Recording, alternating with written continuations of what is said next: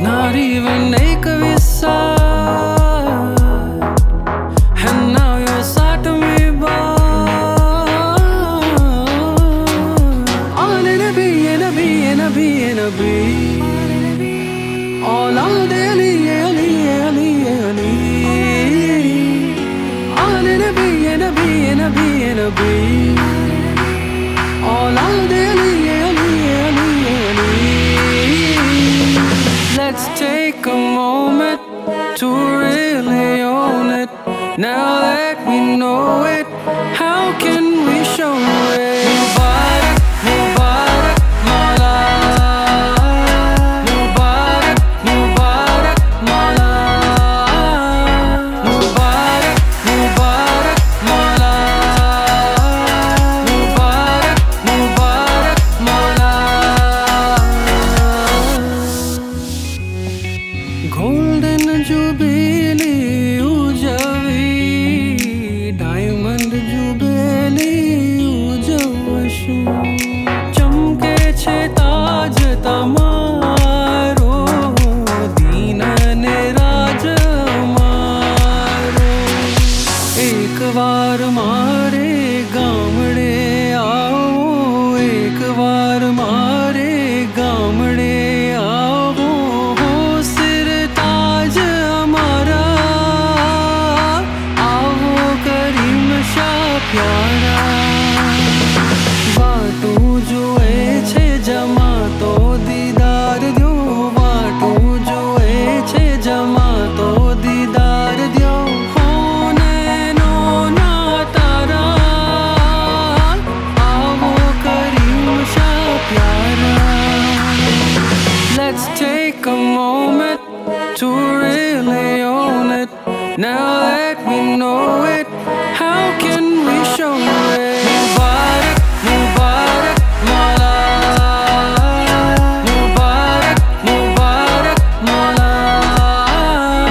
Mubarak, Mubarak, Mawla. Mubarak, Mubarak, Mawla. The light that reveals the love that we feel, all that we know, together we grow.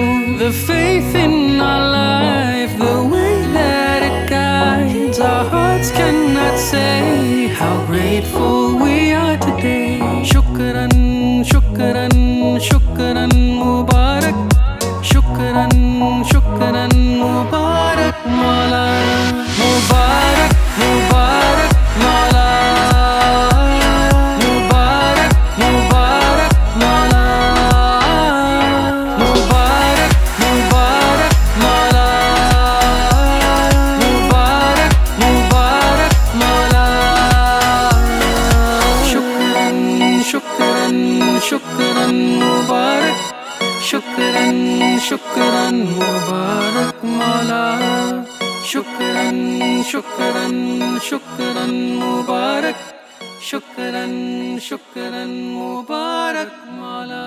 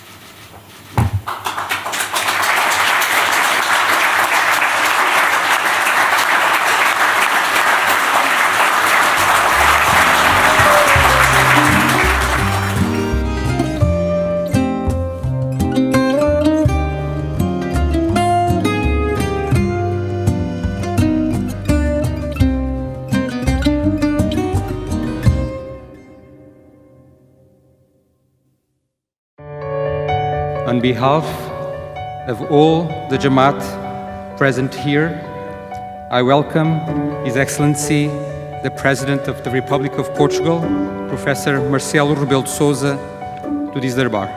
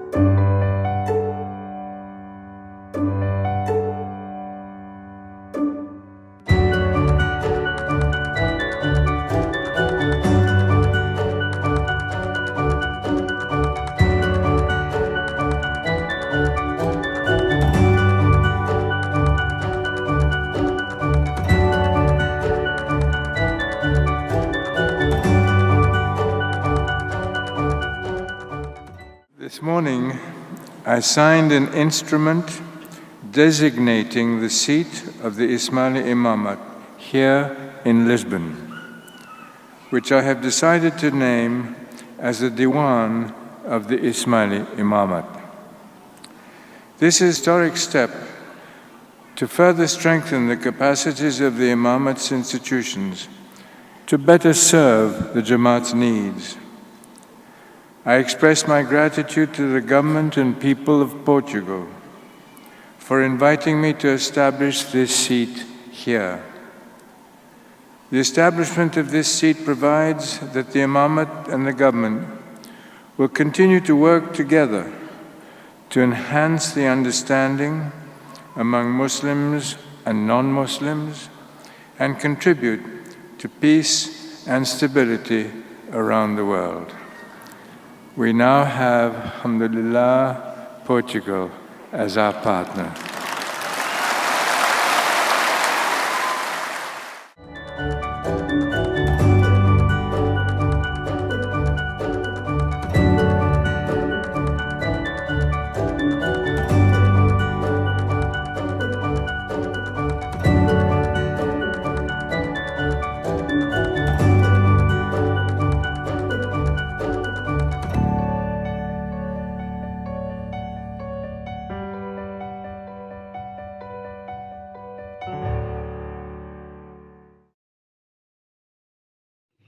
یا علی مدد بیانونو به برنامه بازتاب جمعه شب خوش آمدید.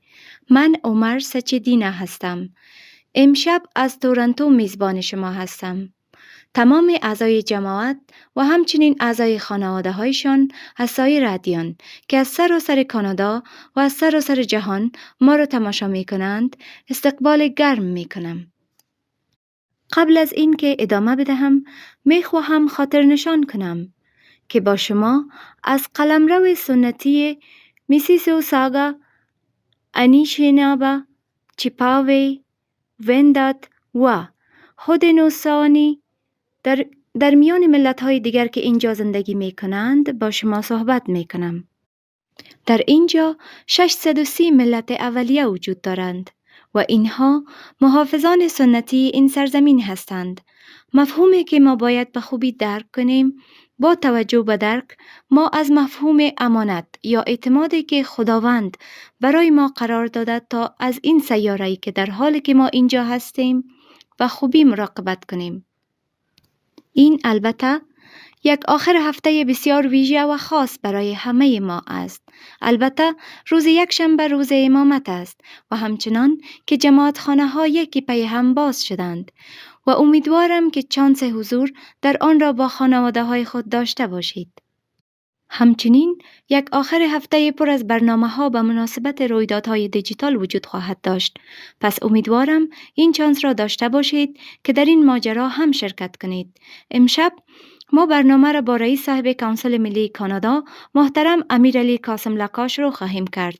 بعداً برنامه را با صحبت‌های محترم دیوید جانستون که ایشان 28مین فرماندار کل کانادا بودند ادامه می‌دهیم. بعد از آن دکتر الوایس کریم دامجی به ما ملحق خواهد شد که در مورد روز امامت روشنی خواهند انداخت و در اخیر مثل همیشه برنامه را با پارچه های موسیقی به پایان خواهیم رساند و حالا به جناب رئیس صاحب امیرعلی قاسم لقا خوش آمدید گفته و از ایشان میشنویم. My dear brothers and sisters, Ya Ali Madad. برادران و خواهران عزیزم، یا علی مدد. به نمایندگی از رهبری جماعتی به شما و خانواده هایتان خوشحالی مبارک میگویم. همکنون که 64مین سال روز امامت مولانا حاضر امام محبوبمان را گرامی می‌داریم، با کمال فروتنی شکرانه خود را به خاطر محبت، مهربانی، مراقبت و هدایت مستمر مولانا حاضر امام اظهار می‌نماییم. با مناسبت روز امامت برای موفقیت و سعادت هر خانواده‌ای جماعت دعا می‌کنیم. می‌خواهم با استفاده از این فرصت به خاطر درک و استقامت جماعت در مقابله با هر مرحله همگیری نیز تشکر نمایم. در طول باز شدن و بسته شدن جماعتخانه‌ها و تغییرات در ظرفیت و پایبندی به مقررات، جماعت همیشه توجه کردند و کمک نمودند. والنتران ما و کارمندان خط مقدم خدمات فوق‌العاده‌ای انجام دادند و ما مدیون ایشان هستیم و قلباً از آنها قدردانی می‌کنیم. در چند هفته گذشته حکومت‌های ایالتی محدودیت‌های مربوط به عبادتگاه‌ها را کاهش دادند. بر این اساس ظرفیت حضور در جماعتخانه‌ها افزایش یافته است. کانادا پیشرفت چشمگیری با برنامه‌های واکسیناسیون داشته و این اجازه داده است که در بسیاری از زمینه‌ها محدودیت‌ها کاهش پیدا کنند و به تدریج به حالت طبیعی برگردیم. انشالله چیزهای زیادی در انتظار ماست. امشب می‌خواهم در مورد یک اقدام مهم که به منفعت جماعت است و اخیراً شروع کرده این صحبت کنم. این برنامه 10,000 چای یا 10,000 چایز نام دارد. این یک فضای آنلاین است که اعضای جماعت در آن می‌توانند با یکدیگر بر اساس منافع و اهداف مشترک پیوندهای شخصی و حرفه‌ای ایجاد کنند. از طریق این جوانان و بزرگسالان جماعت با یکدیگر آشنا می‌شوند، شبکه‌های شغلی و شخصی خود را گسترش می‌دهند و بهترین روش‌های کاریشان را به اشتراک می‌گذارند. این فضای آنلاین برای همه اعضای جماعت و خانواده‌هایشان که بالای 18 سال سن دارند در دسترس است و 3 خصوصیت اساسی دارد. خصوصیت اول ارتباط است که علایق و اهداف مشترک ثبت نام کنندگان را به همدیگر مطابقت می‌دهد. خصوصیت دوم ساعات کار است که به جماعت اجازه می‌دهد تا در یک محیط صمیمی و غیر رسمی با رهبران ارشد صنایع مختلف گفتگو کنند. خصوصیت سوم لیست نام اعضا است که به ثبت نام کنندگان اجازه می‌دهد که بتوانند اعضای جماعتی را که در زمینه‌های خاص مهارت دارند جستجو کنند و با آنها ارتباط برقرار نمایند. برنامه 10,000 چای شبکه‌سازی و مشاوره را در مقیاس قابل توجهی تسهیل می‌دهد. راهنمایی و کمک به یکدیگر به اشتراک گذاشتن آموخته‌ها و موفقیت‌ها از جمله اصول اساسی دین ما هستند. همه ما این را می‌دانیم. از طریق این برنامه جوانان ما می‌توانند با رهبران بسیار موفق ارتباط شخصی برقرار کنند تا از تجربیات آنها بیاموزند و در مورد صنایعی که در آن فعالیت دارند و روندها و فرصت‌های جدید اطلاعات کسب کنند. زیربنای این پلتفرم راهنمایی‌های حاضر امام است. مربیگری کاری است که ایشان قویاً تشویق کردند. بگذارید با شما به اشتراک بگذارم که در سال 2019 زمانی که رهبران جماعتی به مولانا حاضر امام اطلاع دادند که یک برنامه مربیگیری در کانادا به طور آزمایشی اجرا می شود، مولانا حاضر امام تاکید خاصی بر گسترش این برنامه کردند و از رهبران خواستند تا گسترش این برنامه را در حد جهانی برای جماعت‌ها در نظر بگیرند. بر اساس راهنمایی‌های امام است که ما پلتفرم 10,000 چای را توسعه می‌دهیم. به هر جوان جماعت و به بزرگسالانی که می‌توانند خدمات مشاوره و راهنمایی ارائه دهند تشویق می‌کنیم تا در این برنامه ثبت نام کنند. ما همچنان از بزرگسالانی که می‌خواهند با یکدیگر درباره مشاغل و کسب و کارهایشان ارتباط برقرار کنند دعوت می‌کنیم تا به این برنامه بپیوندند. یک جلسه آنلاین می‌تواند فقط 15 دقیقه باشد. گاهی اوقات یک مکالمه 15 دقیقه‌ای با یک مربی می‌تواند یک آینده و سرنوشت را تغییر دهد. عبارت وجود دارد که می‌گوید اینکه چه کسی را می‌شناسید همانقدر مهم است که چقدر می‌دانید و برای حرکت به جلو شما نیاز به یک اسپانسر یا حمایت کننده دارید. شبکه سازی یعنی برقراری ارتباط با افراد مناسبی که می‌توانند برای آینده ما مهم باشند. شبکه سازی برای بعضی ها به طور طبیعی به وجود می‌آید، در حالی که بعضی ها محتاط و خجالتی تر هستند. در هر صورت شبکه سازی ابزار قدرتمندی است که ما جماعت را با آن تشویق می‌کنیم. شبکه سازی می‌تواند یک تغییر دهنده در مسیر زندگی ما باشد و مربیگری راهی است که می‌توانیم به جامعه خود از طریق آن خدمت کنیم. همکنون صفحه برنامه 10,000 چای در وبسایت آی کانادا باز است و ثبت نام فقط چند دقیقه طول می‌کشد. من همه شما همکاران و اعضای خانواده تان را برای ثبت نام قویاً تشویق می‌کنم. یک بار دیگر به مناسبت روز امامت از برکت‌های امامت و هدایت همیشگی مولانا حاضر امام تشکر می‌کنیم. برای شما و خانواده هایتان جشن شادی را آرزو می‌کنم. تشکر و خدا حافظ. جهان سپاس رئیس صاحب برای سخنان ارزشمند و عالمانه‌تان و حالا از مهمان برجسته امشبمان جناب آقای دیوید جانستون 28مین فرماندار کل کانادا خواهیم شنید. هنگامی که در سال 2010 به این سمت انتخاب شدند، ایشان به دنبال ایجاد یک طرح جدید به نام خدمت بودند که آن را ایجاد کرده و اشاره کردند که من حالا نقل قول می کنم. این طرح انعکاس از خدماتی که از بازدید و سفر اعلیحضرت ملکه از سال 2010 می باشد. احترام به خدمت تاریخ کانادا از گذشته، حال و آینده نشان می دهد و این را خاطر نشان می سازد که چگونه فرماندار کل کانادا نمونه ارزشگذاری کانادا در خدمت به جوامع و کشور می باشد. پایان نقل قول. آقای جانستون رئیس دانشگاه واترلو و همچنین مدیر دانشگاه مکگیل بودند و در این سمت در مکگیل بودند که برای اولین بار با مولانا حاضر امام در افتتاحیه دانشگاه آقاخان آشنا شدند. سابقه خدمات ایشان خیلی زیاد است که اگر تمام این برنامه را در موردشان صحبت کنیم کافی نخواهد بود. ایشان البته هیئت مدیران و کمیسیون های گوناگونی را سرپرستی کردند. ایشان به خاطر نوشته هایشان در مورد فدرالیسم کانادا تاثیرگذار بودند و مناظره های چندین رهبر فدرال را نیز تعدیل کردند. پس بدون اینکه وقت بیشتری را صرف کنیم، این گفتگوی من را با آقای دیوید جانستون پیش میبریم. Mr. Johnston, it's so good to see you once again. You know, the last time I saw you face to face was 5 years ago. I think it was back in 2016 during the Rio Olympics. And I had asked your office, I had asked if we could do the interview on a beach, and you were gracious enough to agree. And it was a wonderful day. You had arrived in a Canada sweatshirt as well to cheer on our team.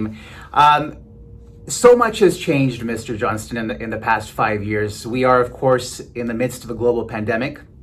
Even though there are signs things are getting a little bit better, there has been a racial reckoning in this country. There has been a discovery of graves, of remains as well. I would say that, you know, this country is in the midst of growing up, how would you consider or characterize what this country is going through right now?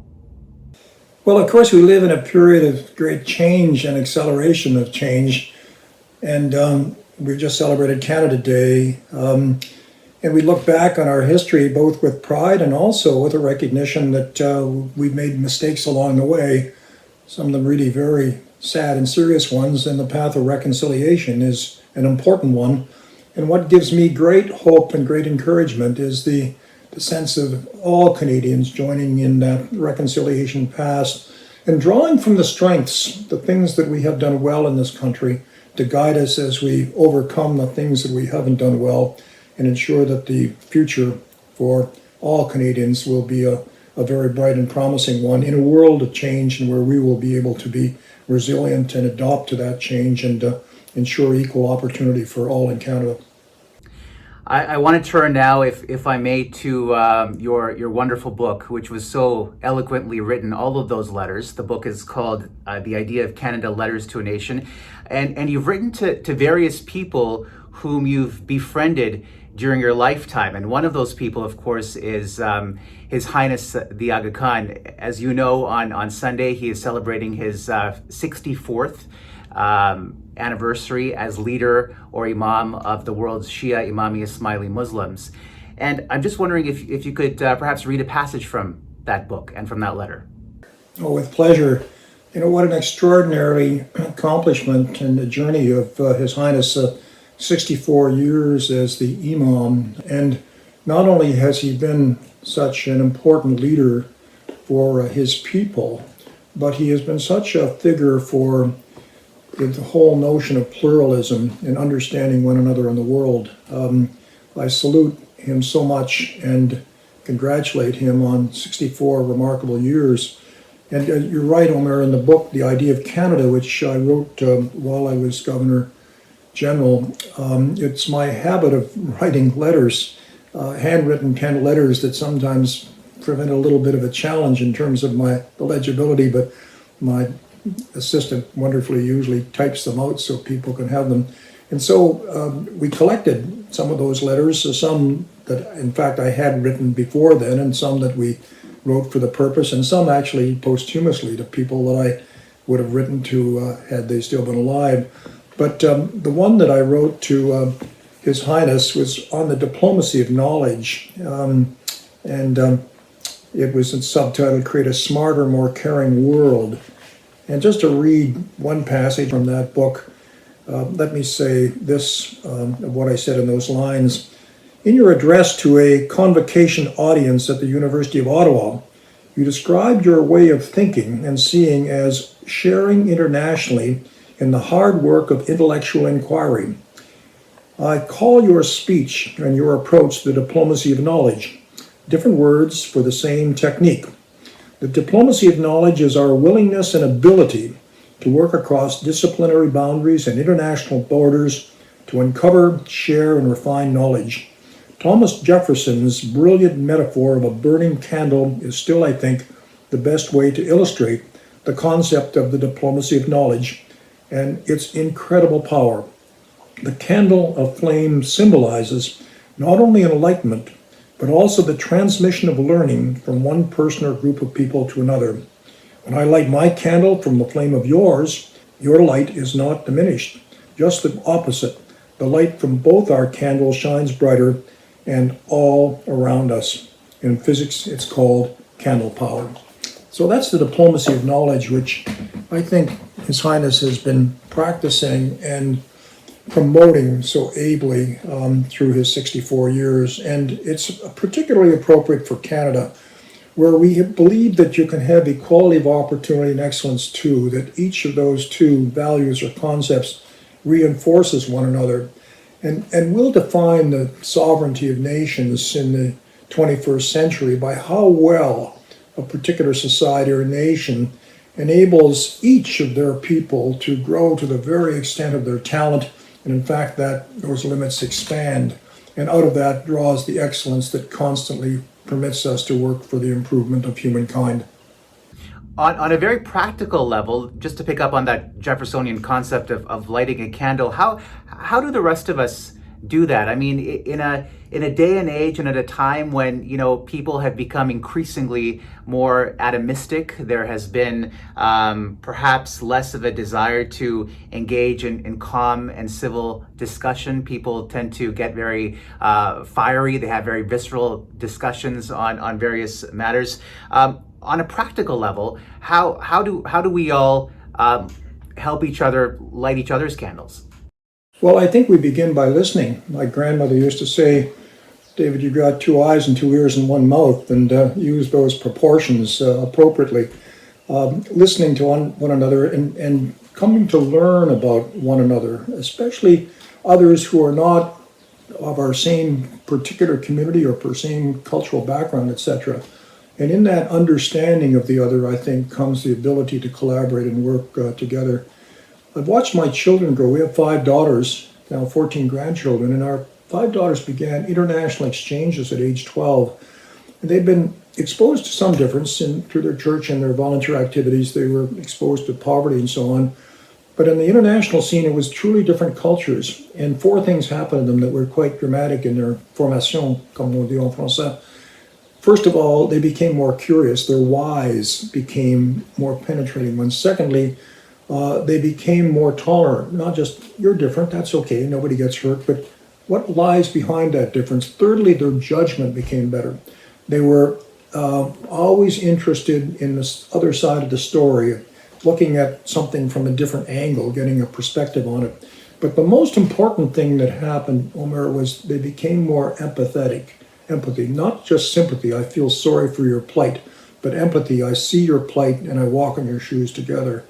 And I think that's a great feature of Canadian life, that we do have this notion of equality of opportunity and excellence too, and that we by nature are an empathetic people. And in each of our lives, I think we want to reflect that by listening and then reaching out to help the other, not to have a world that's focused only on the I, but very much focused on the we.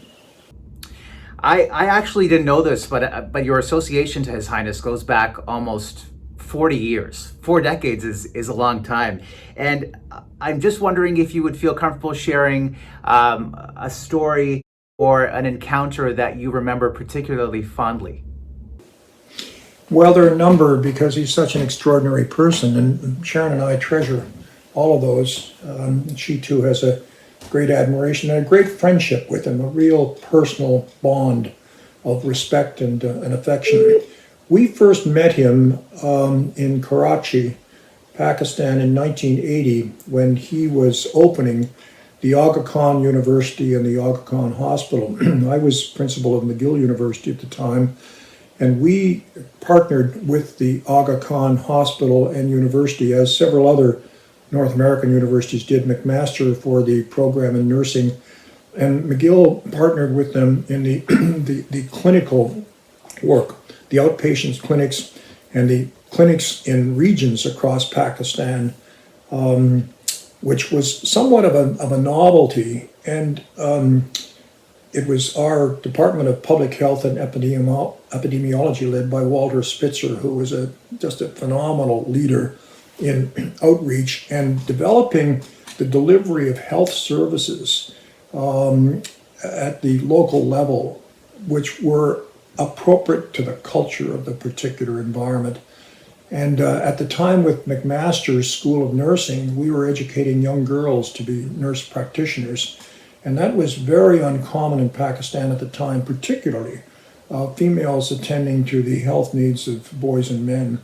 And just overcoming that particular cultural gap, quite apart from dealing with the health needs of community medicine, was a challenge. And His Highness, of course, just led it brilliantly and brought together this expertise from North America and other places and made it appropriate for the local cultures, which were just very important for the development at that time.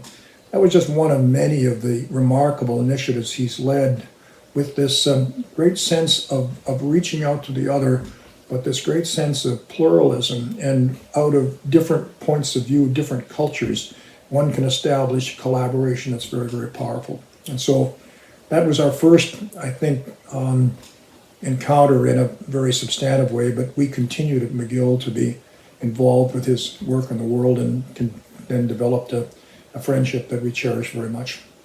And as I mentioned, it goes back 40 years. You mentioned the mutual love of sport, the where you are both aligned in terms of really living the act of pluralism and making sure that those differences are celebrated in society. What else do you most admire about him?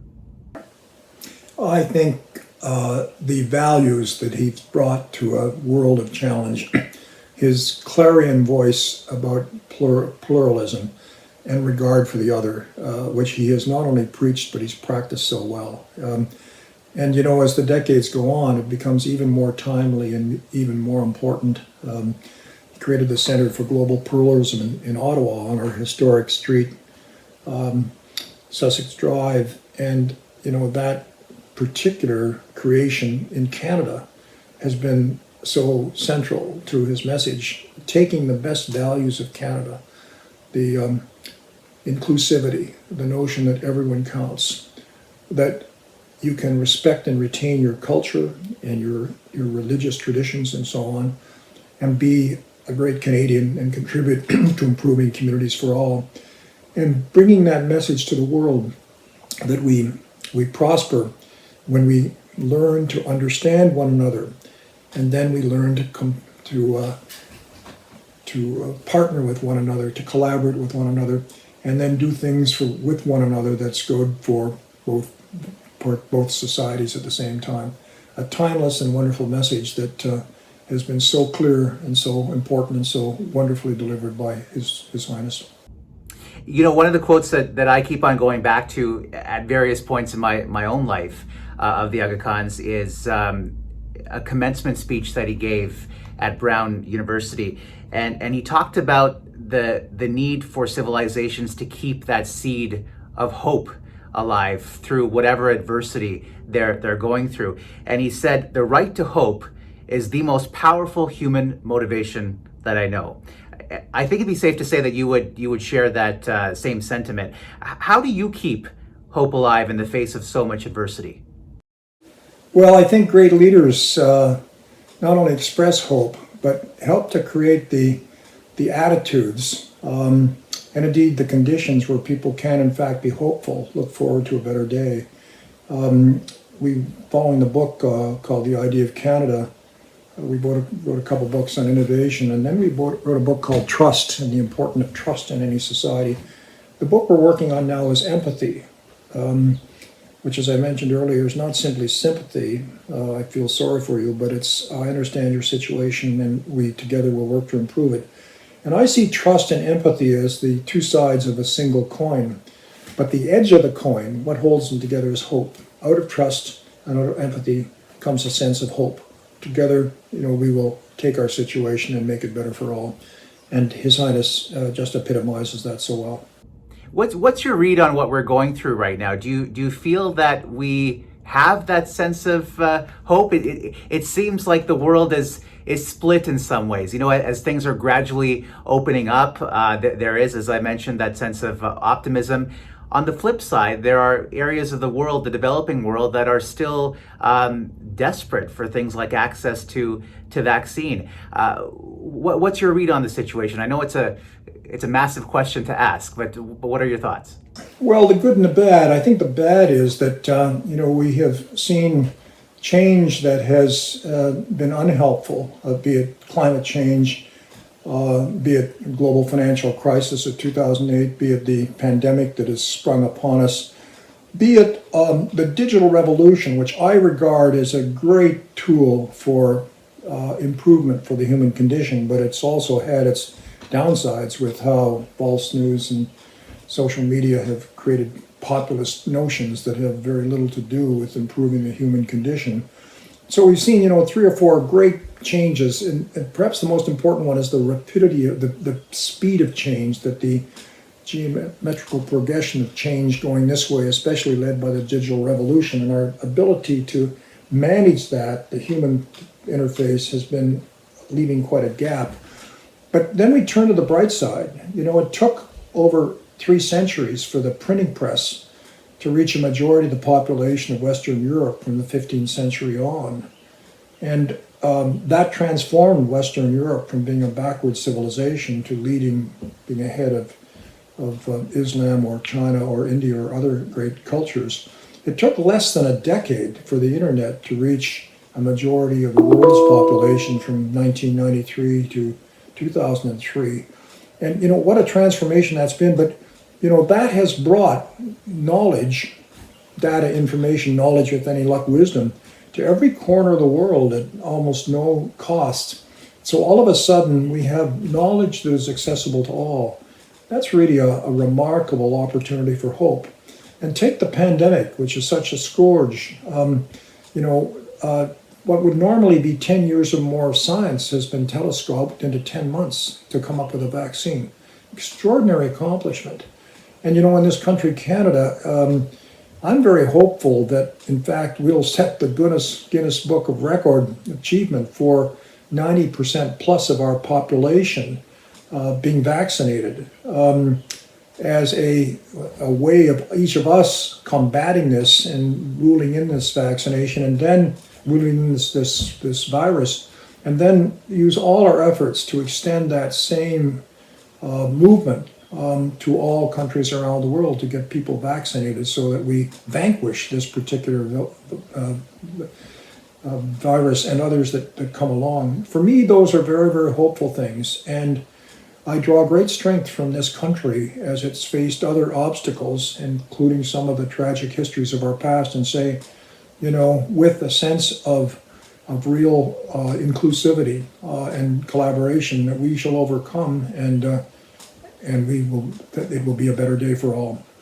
I think you touched on something so significant there. It's not just adapting to the changes we're seeing in society, but also showing a certain level of resilience. And that, I think, is what has struck me most about humanity and all the stories that I've covered. I remember being in Indonesia a few years ago covering a tsunami, and there was a gentleman who had just lost basically his entire house, his entire family. And despite that, the day after, he showed up to the site and was helping other families locate their children in the rubble. And to me, that's extraordinary. Yeah, Darwin once said that it's not the strongest or the most powerful of the species that will survive, it's the most resilient. And resilience, I think, is a really important quality. But it's resilience that's based on, again, the sense of hope that we spoke of earlier, and it is taking the current situation that you have and making the best of it. And with any luck, being able to reach out to others who are in a more fortunate position, who will extend the hand of empathy and trust to overcome that particular situation. I look at the story of the Ismaili people in Canada. This country's been built on waves upon waves of immigrants. Hugh MacLennan, our great novelist, once said that Canada's a nation of losers. Well, he didn't mean that we were bereft people. He meant that so much of our population are immigrants who come from very unfortunate circumstances, oppression, starvation. My family emigrated from Ireland when the potatoes ran out in the 1840s, etc. But they come to Canada with a hope and a sense that life will be better for our children and our grandchildren. And what is more with those waves of immigrant is they have not only made that life better for their own family, but for people around them, the whole society. And that, for me, is Canada. So when the Ismailis in Uganda were being very seriously persecuted, driven out of their homes, in some cases, fear of their life, the government of Canada reached out and said, we are there to help. And they came very rapidly to this country. And it's absolutely astounding to look at the contribution that community of Ismaili people have made, not simply to protect their own families and their own culture and their own religion, but to share the sense of helping the other, the responsibility that I not only look after myself, but I look after those around me, and in particular those who are not of my specific kind of culture or whatever. That's a great Canadian story, and it is, I think, such a wonderful lesson for the world, how the Ismaili people have come from a very challenging set of circumstances, planted themselves here in Canada, have become such outstanding citizens. His Highness, for example, is an honorary citizen of Canada, one of the few. He's a companion of the Order of Canada, our highest honor. because he exemplifies what we think is so important in this country and what we see as a very fundamental value. And His Highness, of course, leading the community through those pivotal transitions to various parts of the world and the West in particular. As a final thought, Sunday, as we mentioned, will be the Imamat Day, the 64th anniversary of His Highness's ascension to the Imamat. He's the leader of the world's Ismaili Muslims. What are your hopes and your wishes for your friend as he marks this momentous day on Sunday and as the global community does as well? I think, first of all, Sharon and I would say continued good health and great joy.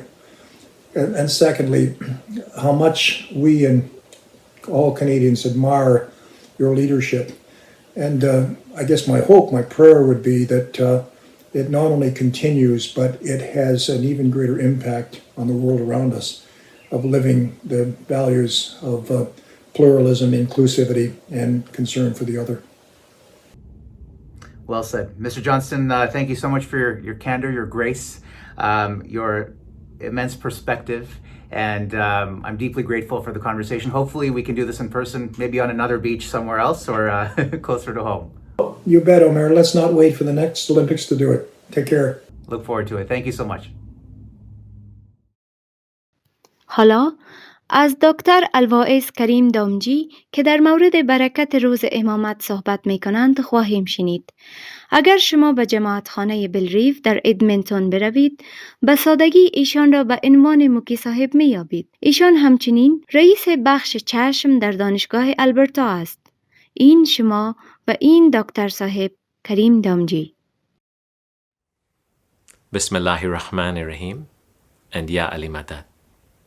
On July 11th, we will commemorate the 64th Imamat Day of our beloved Nur Mawlana Hazar Hazar Imam. July 11th, 1957 was the day when our beloved Imam, at the age of 20, succeeded his grandfather, Mawlana Sultan Muhammad Shah alayhi salam. This occasion is one of the most important annual festivals for us as Shia Ismaili Muslims, because we celebrate the continuity of divine guidance and of a present and living Imam, invested with the nur of Mawlana Murtaza Ali alayhi salam, whom our Holy Prophet Muhammad, may peace be upon him and his progeny, designated as his successor. Now, Imamat Day is an occasion for us to reflect on the significance and blessings of the institution of Imamat and of a present and living Imam, including the role and impact of Mawla's timely guidance in our lives. It also offers us an opportunity to strengthen our spiritual bond of love and devotion with Mawla, and to consider what we can do to make our beloved Imam really, really happy. First, the blessing of guidance. It is logical to consider that a loving Creator, Allah, would ensure that divine guidance is always accessible to humankind. And for us as Shia Ismaili Muslims, our profound conviction is that this guidance has remained available after the passing of our beloved Prophet Muhammad, through the recognition of his progeny or his descendants, our Imams. It is therefore to our beloved Imam that we submit our love and our allegiance, and it is he who guides our interpretation of faith, and who continuously safeguards our quality of life in matters of faith and world, just as our beloved Prophet did during his lifetime. It is our Imam who lights our path in the search for spiritual enlightenment. Now, an incredibly special feature of our tariqah is that our Imam is Hazir wa Mawjood, ever present, ever living. He is always present to provide guidance according to the changing times and circumstances. He is our Sahibiz Zamani wal Asra, the Lord of the age and time. His love and affection, his nur, the nur of Hazrat Ali, indicates to us where to turn so that we can navigate life's challenges and difficulties, and inshallah remain on Sirat al-Mustaqim, so that we can live a balanced life and obtain spiritual and worldly satisfaction. As murids, we have a permanent spiritual bond with our murshid, a bond that transcends time, history, and geography. Recall Mawlana Hazar Imam's irshad in Ishkoshim, Badakhshan, Tajikistan on November 4th, 2008, when he said, "No mountain, no river, no desert can stop the love of the Imam for his Jamaat worldwide." Our Imam's love for us has no bounds, and we remain forever indebted to him. We cannot offer enough shukrana, and we need to ask, what is it that we can do to make him really, really happy? What can we possibly hope to give him in return for all that he has given us and continues to do for us? A similar question was asked to Prophet Muhammad, and Allah guided him to respond by saying, "Say, I do not ask of you any reward for it, the conveying of revelation, except love for my relatives." And that is from the Quran, Surah 42, verse 22. Relatives here, according to our Shia interpretation, refers to the Al-Bayt, that is the family of the Prophet, as well as to his descendants, our beloved Imam. Regarding love for Mawla, Pir Shabuddin Shah, in his true meaning of religion, states, "Faith is like a tree, the roots of which go into the heart. Its trunk is reason. The foundation of faith is love for Mawla. Thus, love for Mawla is everything, being at the root of faith." How do we express our love and devotion for Hazar Imam? One way is by reciting salawat, Allahumma salli ala Muhammadin wa ali Muhammad. O Allah, bestow peace and blessings upon Muhammad and upon his descendants. There are, of course, an infinite number of other ways in which to express our love, seeking to please Imam, and including prayers, devotional recitations, connecting in our heart and our soul to his presence and grace, reflecting on and fulfilling his guidance, living by the ethics of our faith, and whenever possible, assisting each other as brothers and sisters, remaining united as one community, one family, serving the Jamaat, the Ummah and humanity as best we can.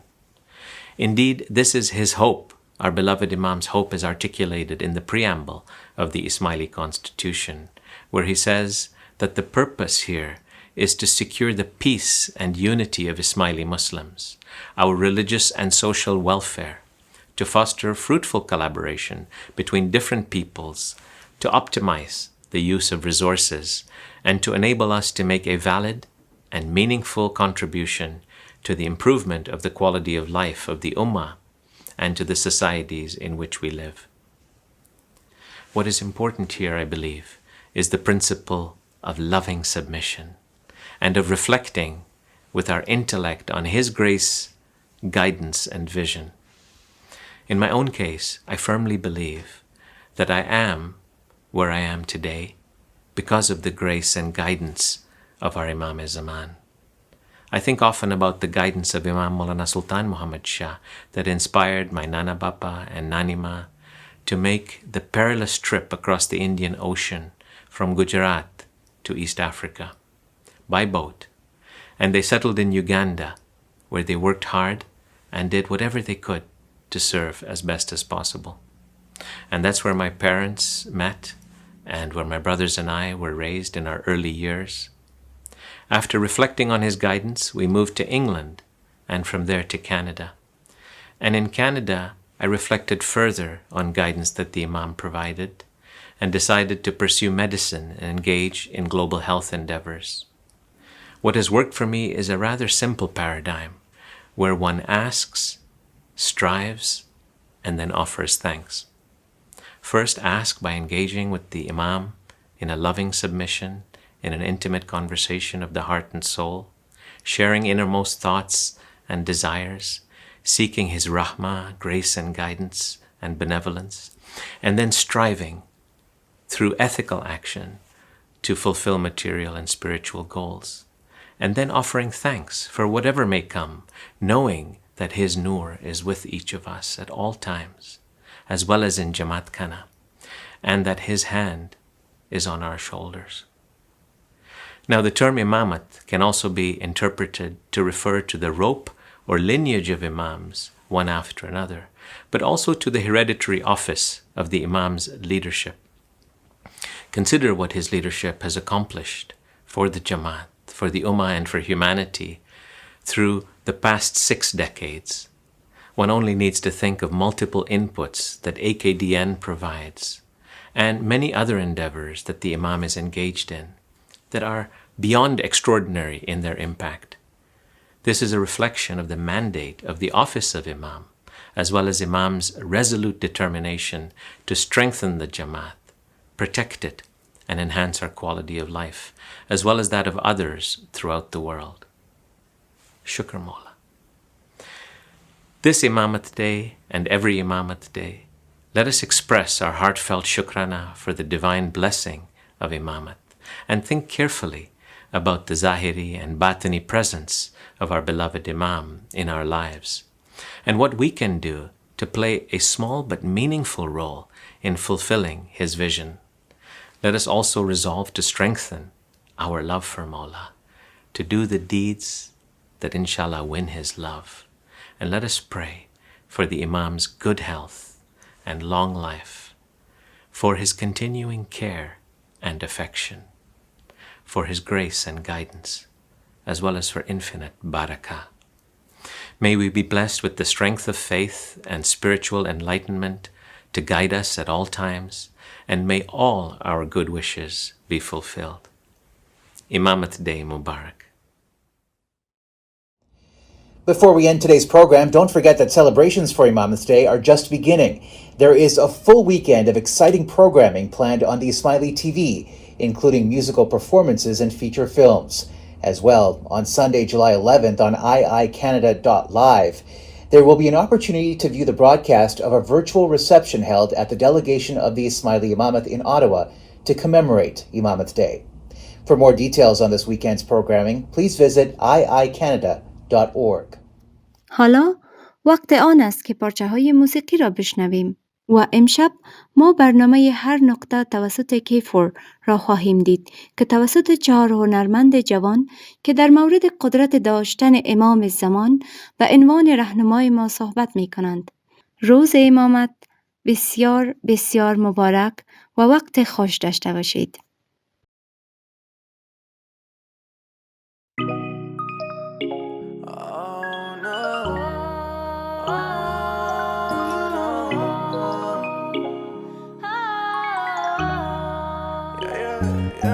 You are the light that guides me dearly. I keep my head up very high. You are the only one who sees me as the girl who can touch the sky. I stay grounded, keeping steady. Your silence speaks to me. Your presence is not visible, yet I feel your company. And you just let me grow. You show me how to trust in the truth, cause all I got is from you. It's not easy sometimes, but you just give me the sign. You're in my heart, in my mind. I need you to find my way back, all onto the light that guides me. Even when I think I'm much, I know that you're right beside me.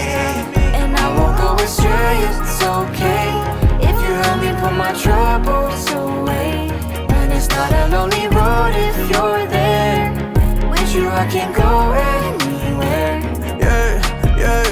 I ain't gonna check the time, tick tick tock every minute. Every time I'll be on my own, really, I just feel alone. Push it up, I be getting to the limit, but I close my eyes and then I think about it. Faith that no one never live without it. With a new smile, take a step back, realizing that I should've never done it. You always there for me, fear in my eyes, see you care for me. Word in the palm of my hands, give thanks for the good and the bad is shaping me. Blessings on blessings, plain to see. Look at the man that I came to be. Now I wanna face what's next though, now I wanna be my best though. And you just let me grow, you show me how to trust in the truth, cause all I got is from you. It's not easy sometimes, but you just give me the sign. You're in my heart, in my mind. I need you to find my way back, all to the light that guides me. Even when I think I'm marching, I know that you're right beside me. And I won't go astray, it's okay if you help me put my troubles away. And it's not a lonely road if you're there. With you I can go anywhere. I could go anywhere. Yeah, I could go anywhere. Oh, I could go anywhere. Yeah, I could go anywhere. Oh, and I've been trying to find my way back, on onto the light that guides me. Even when I think I'm marching, I know that you're right beside me. And I won't go astray, it's okay if you help me put my troubles away. And it's not a lonely road if you're there. With you I can go anywhere. And I won't go astray, it's okay if you help me put my troubles away. And it's not a lonely road if you're there. With you I can go